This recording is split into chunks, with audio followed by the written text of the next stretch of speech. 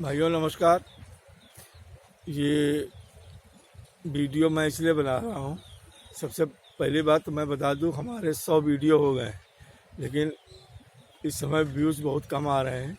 जबकि मैं सामाजिक वीडियो बनाता हूँ, तो आप लोगों से भी आशा रखता हूँ कि आप लोग हमारे वीडियो को देखा करें और पूरा सुना करें।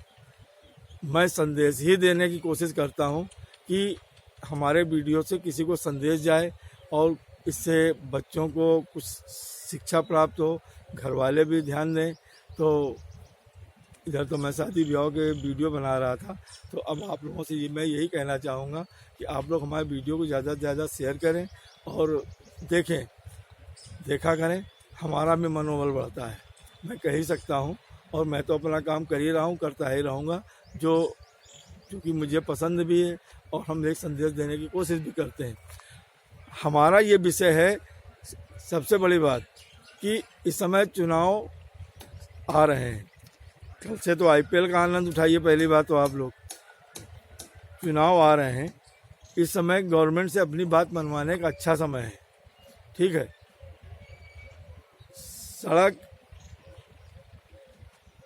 गर्मी आ रही है, सड़क क्योंकि समस्या आज भी बहुत विकट है। यहाँ से लखनऊ रोड बहुत घटिया है, गाड़ी चलाने में लाले आ जाते हैं। दूसरी बात, कानपुर की सड़कों का हाल, मेन रोड तो ठीक है, बाकी जो जहाँ पे बड़े बड़े नेता लोग नहीं आते हैं, कोयला नगर से लेके हम अभी बात कर रहे हैं, आप चाहे चले जाओ बजरंग चौराहे तक और चाहे नौबस्ता तक, सड़क इतनी बदहाल हालत है सड़कों का, मैं आपसे बता नहीं रहा हूँ।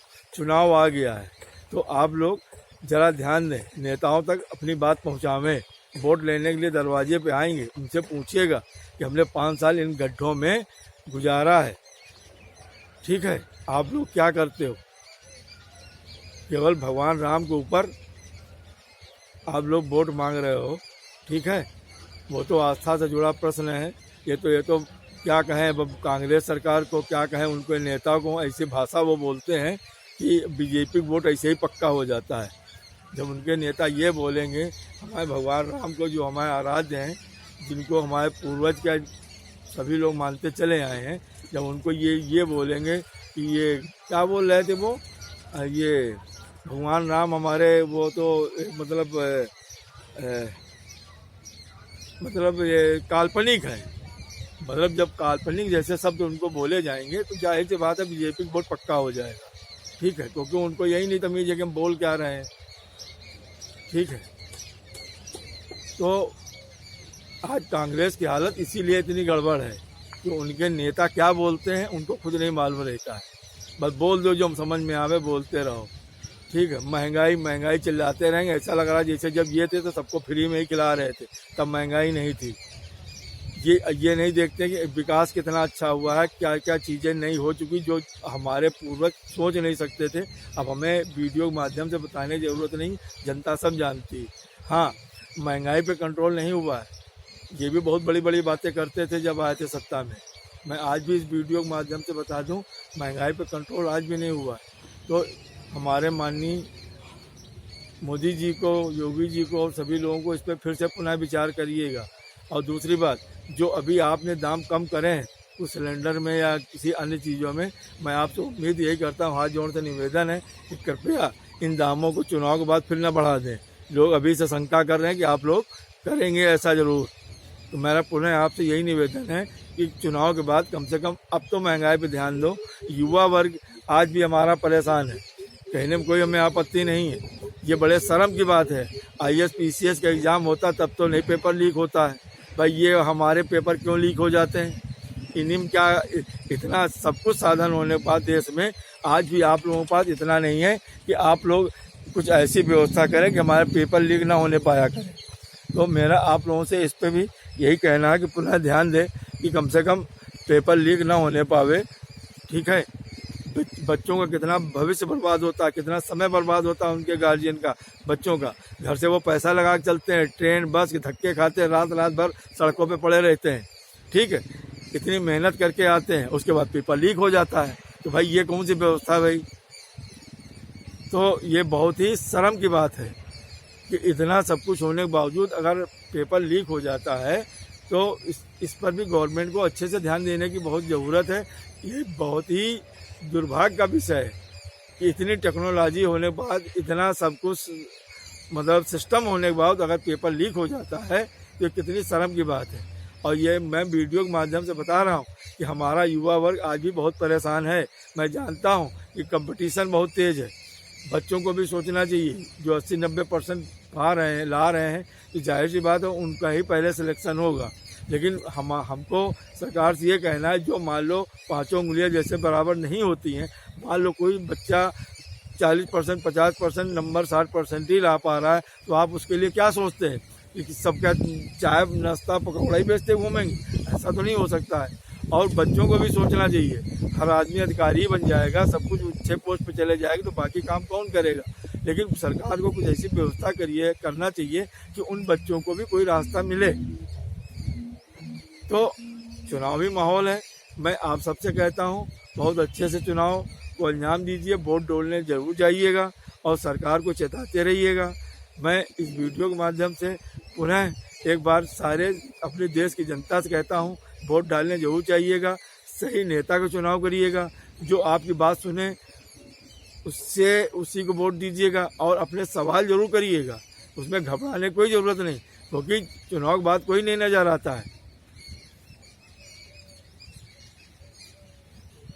तो हमारा आप लोगों से इस वीडियो के माध्यम से यही कहना है कि चुनावी माहौल का आनंद लीजिए। इस समय समझो मतलब ये जो सीज़न है आपके एंजॉय सीज़न है। इधर IPL मैच चलेगा उसका आनंद लीजिए और इधर चुनाव चलेगा उसका आनंद लीजिए। तो भरपूर आनंद उठाइएगा। आप अपना स्वास्थ्य का विशेष ध्यान रखिएगा, खाने पीने का विशेष ध्यान रखिएगा। और सड़क दुर्घटना के लिए हमने कईयों वीडियो बनाए हैं। आज फिर पुनः कह रहा हूँ, गाड़ी बहुत संभाल के चलाया करिएगा, पालन करिएगा, नियमों का पालन करने का पूरा प्रयास करिएगा, ठीक है। और सरकार से पुनः यही कहूँगा, रोडों की हालत बहुत ख़राब है। अगर मेरी बात वीडियो के माध्यम से आप लोगों तक पहुँच जाए तो पुनः इस पर विचार करिएगा। केवल आप लोग तो चूँकि प्लेन से आते हैं, आपको तो पता ही नहीं कि नीचे की हवाई हकीकत क्या है।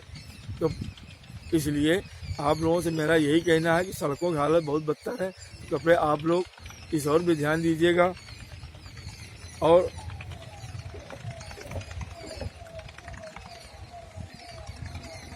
मैं पुनः एक बार इस बात को दोहरा रहा हूँ कि सरकार को, चूँकि चुनावी समय है, तो आप लोग नेता लोगों को सचेत करने का पूरा प्रयास कीजिएगा, जिससे कि आपकी बात दूर दूर तक जाए और आपकी बात को सुना जाए।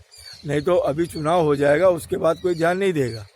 इसलिए मेरा आप लोगों से यही कहना है कि आप लोग ज़्यादा से ज़्यादा हमारे वीडियो को शेयर कीजिएगा, नेता नगरी का बढ़िया उपयोग कीजिएगा और अच्छे नेता को चुनाव कीजिएगा, जिससे हमारा देश तरक्की करे और हमारे देश का विकास हो।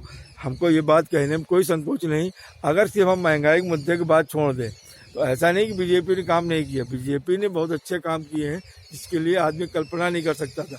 लेकिन इस सरकार को अब रोजगार के लिए सोचना पड़ेगा, क्योंकि बेरोजगारी बहुत ज़्यादा है। अब इस सरकार को इस चुनाव में कम से कम अब तो कुछ ऐसे सिस्टम बना दिए जाए कि ना पेपर लीक हो और कम से कम बच्चों को रोज़गार अच्छे से मिल सके।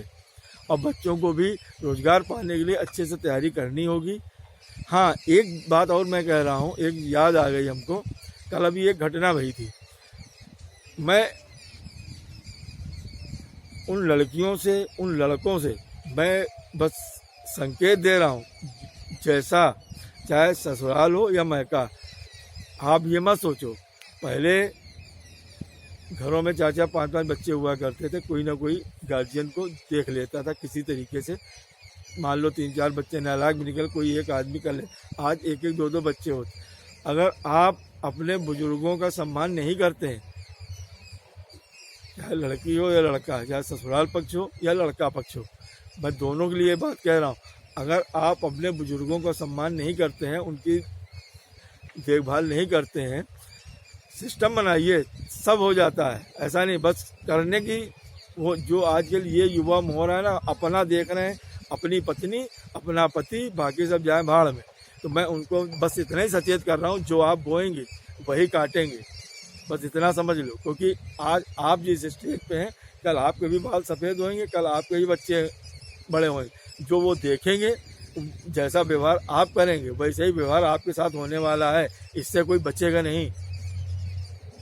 और संस्कार देने का जो प्रयास करें, जो आज इंग्लिश संस्कार है, इंग्लिश मीडियम बच्चे पढ़ाए जाते हैं, बड़ी खुशी की बात, बच्चे खूब पढ़े लिखे हैं, मैं कोई इससे इतराज नहीं, खूब इंग्लिश बोले, लेकिन संस्कार रामायण महाभारत के ही दीजिएगा। अगर नहीं देते तो ये आने वाले कल के लिए बहुत ज़्यादा हानिकारक है। आप इस बात को बच्चे भी समझ लें, लड़कियां समझ लें और गार्जियन भी समझ लें कि आप जो बोगे वही आप काटोगे। इसी के साथ मैं अपने वीडियो समाप्त करता हूँ। जय हिंद, जय भारत।